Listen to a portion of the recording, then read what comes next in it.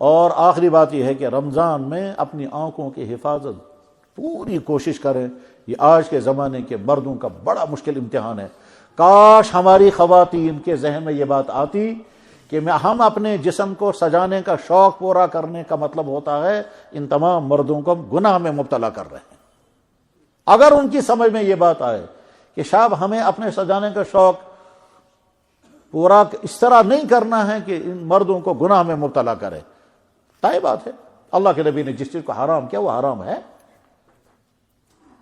تو ہماری مائیں، ہماری بہنیں، ہماری بیٹیاں پرکشش لباس پہن کر کے، میک اپ کر کے، نئے نئے ڈیزائن کے کپڑے پہن کر اور سیکنڈ ٹائٹ پہن کر کے، بلکہ عورتیں بھی پینٹیں اور پتلونے پہن کر کے پھر رہی ہیں. یہ کس چیز کو دعوت دے رہی ہیں سوائے اس کے کہ تم گنہگار بنتے رہو اور تم ہمیں دیکھتے رہو. ہمیں اس کی پرواہ نہیں، ہمیں اپنا شوق پورا کرنا ہے. چنانچہ ایک خاتون، مجھے یاد، میں نے پڑھا تھا، ایک خاتون جس نے اسلام قبول کیا، اسلام قبول کرنے کے بعد پھر اس کے شوہر نسلی مسلمان تھے. اس نے اسلام قبول کیا، اسلام قبول کرنے کے بعد اس نے پردہ کرنا شروع کیا. شوہر نے کہا پردہ ضروری نہیں ہے. بیوی نے کہا میں مسلمان نہیں تھی، میں نے اسلام کو سوچ سمجھ کر کے قبول کیا ہے، مجھے ہر چیز کو فالو کرنا ہے. شوہر کہتا مگر میرا تو حکم ہے پردہ مت کرو. تو اس نے کہا ٹھیک ہے، میں دیکھوں گا میرا اللہ مجھے کیا کہتا ہے. ایک طرف میرا اللہ، ایک طرف سے میرا ہسبینڈ ہے. مجھے ہسبینڈ کی بات ماننی ہے، اللہ کی بات ماننی ہے. وہ لاجواب ہو گیا. اس کے بعد اس شوہر نے لکھا، یہ وہ رائٹر تھے، آرٹیکل لکھا کرتے تھے، انہوں نے لکھا کہ میرا نکاح فلاں جگہ یورپ میں، ایک مسلمان ملک کا ایک مسلمان رائٹر، اس نے یورپ میں ایک خاتون کے ساتھ نکاح کیا. خاتون نے اسلام قبول کیا. اسلام قبول کرنے کے بعد اب اس نے جب پردہ شروع کیا تو شوہر کا ذہن ابھی ویسا تھا نہیں. انہوں نے کہا پردہ ضروری نہیں. بیوی نے کہا میں ایک طرف سے میرا اللہ، ایک طرف سے میرا شوہر ہے، مجھے اللہ کی بات ماننی ہے. پھر اس رائٹر نے لکھا، کہنے لگے اسی عورت نے مجھے ایک بات سمجھائی تو میں بہت قائل ہو گیا. کہتے ہیں یہ بیوی مجھے ایک دن کہتی ہے کہ دراصل ہم پردہ کر کے آپ مردوں کو گناہ سے بچا رہے ہیں. کہنے لگا میں سوچنے لگا یہ تو صحیح کہہ رہی ہے، اور اگر میں پردہ نہیں کروں گے تو اس کے مطلب یہ ہے کہ میں آپ کو تو خوش کر رہی ہوں لیکن باقی تمام مردوں کو میں گناہ میں ڈال رہی ہوں. میں پردہ کر کے گویا مردوں کو گناہ سے بچا رہی ہوں. اور اگر آپ کے سامنے پردہ والی عورت آئے گی اس نے آپ کو گناہ سے بچا لیا، اور اگر آپ کے سامنے پردے والی عورت نہیں آئے تو اس کا مطلب وہ بے پردہ ہو کر آپ کو گناہ میں مبتلا کر رہی ہے، کیونکہ آپ کر تو نظر نیچے رکھ نہیں سکو گے. تو کاش ہماری عورتوں کو یہ بات سمجھ میں آ جائے، مگر لگتا ہے سمجھ، کیونکہ قرب قیامت ہے اور اللہ کے نبی نے فرمایا تھا عورتیں سرکش ہو جائیں گی. تو یہ مردوں کا مشکل امتحان ہے، اور اپنے آپ کو اس امتحان میں کیسے پاس کرنا ہے، اپنے آپ کو سمجھانا ہے کہ اب تک ہزاروں مرتبہ اگر تم نے ہر قسم کے خواتین کو دیکھا ہوگا، ہاتھ میں کچھ نہیں آتا، حاصلات کچھ نہیں.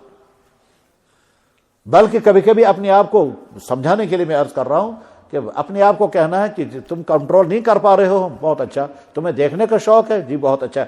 میں دکھاتا ہوں آپ کو، میں آپ کو کھڑا کرتا ہوں وہاں جہاں زیادہ خواتین گزر رہی ہوں گی، اور زیادہ میک اپ کر کے گزر رہی ہوں گی، اور ہر عمر کی گزر رہی ہوں گی.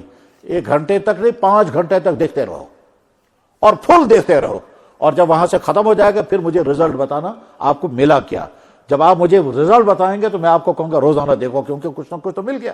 اور اگر ملے گا کچھ نہیں تو بس پھر آئندہ مجھ سے مت کہنا کہ میں دیکھوں گا. یعنی اپنا ایمان اور اپنا انسان، ان دونوں کا الگ مقابلے میں رکھے. میں اپنے آپ سے پوچھوں گا کہ تمہیں نہ خواتین کو دیکھنے کا شوق ہے، اپنے نفس سے پوچھوں گا تمہیں جی چاہتا ہے تو چلو میں کھڑا کرتا ہوں وہاں پر،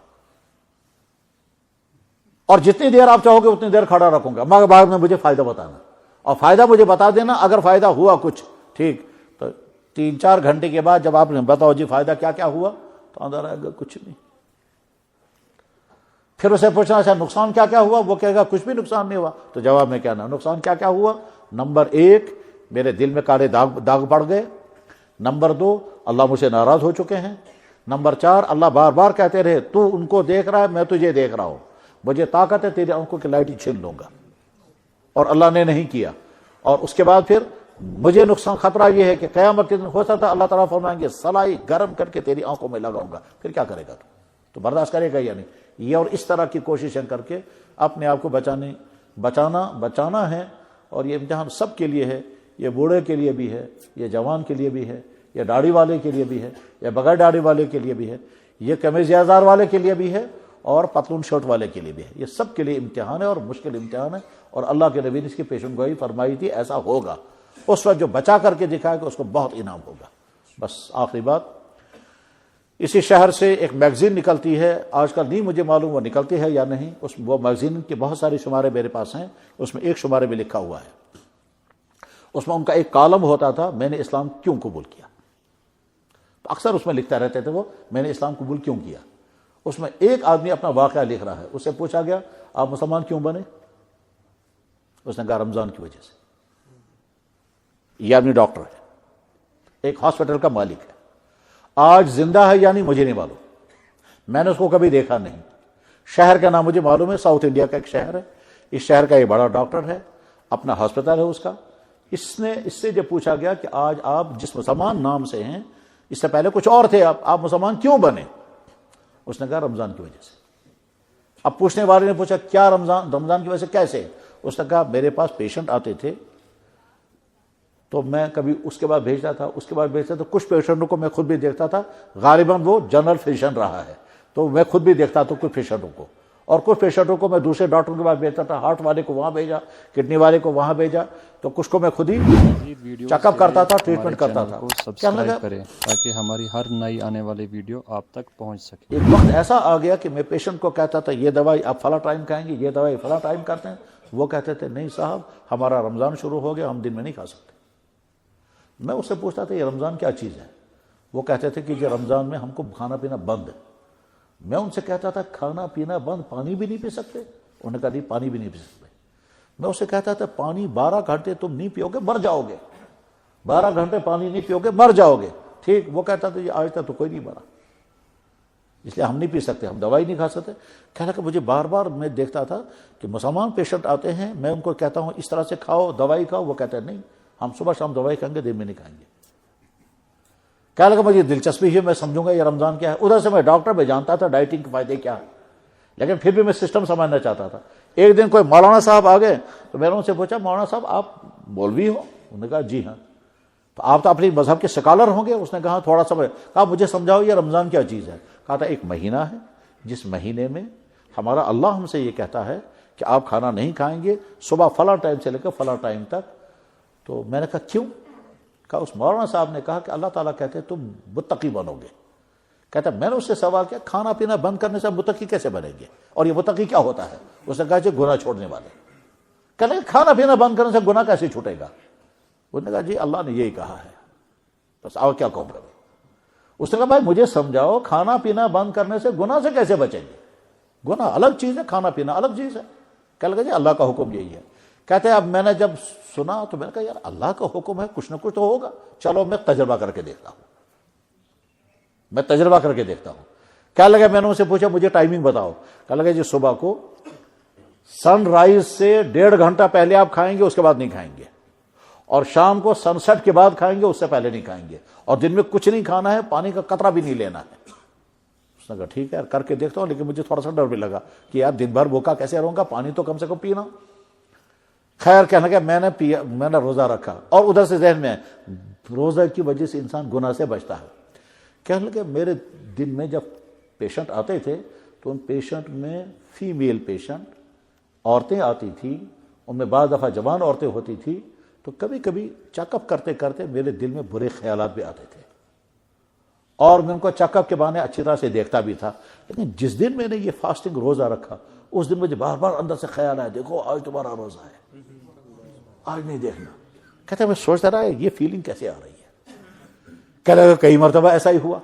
پھر میں نے کچھ دفعہ پھر روزہ رکھا، اس دن پھر یہی ہوا. کہنے لگا پھر کچھ دن کے بعد میرے اندر یہ فیلنگ آنے لگی اسی رمضان میں کہ دیکھو آج بیچارے غریب لوگ آتے ہیں، ان کی فیس مت لو آج، اور یہ جو غریب ان غریبوں میں سے کچھ کو مفتی دوائی دے دو، دیکھو آج تمہارا روزہ ہے.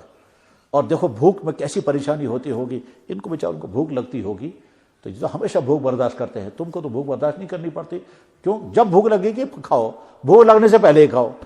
تو ان بیچاروں کے جن پاس کھانا ہی نہیں ہوتا وہ کیسے بھوک برداشت کرتے ہوں گے؟ ہم سے تو ایک دن کی برداشت نہیں ہو رہی ہے.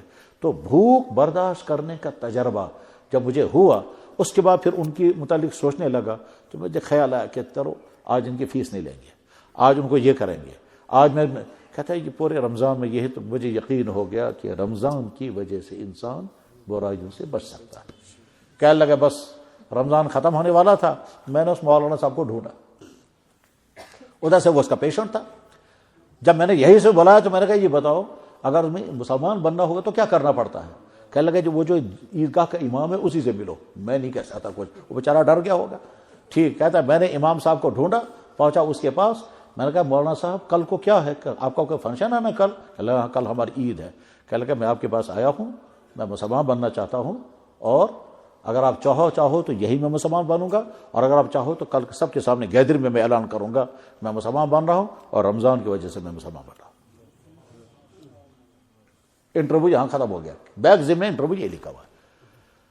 تو ایک آدمی کہتا ہے رمضان کی وجہ سے میں مسلمان ہوا, ایک لیڈی کہتی ہیں خانہ کعبہ کی وجہ سے میں مسلمان ہوا, بے شمار انسان کہتے ہیں قرآن کی وجہ سے میں مسلمان ہوا, بے شمار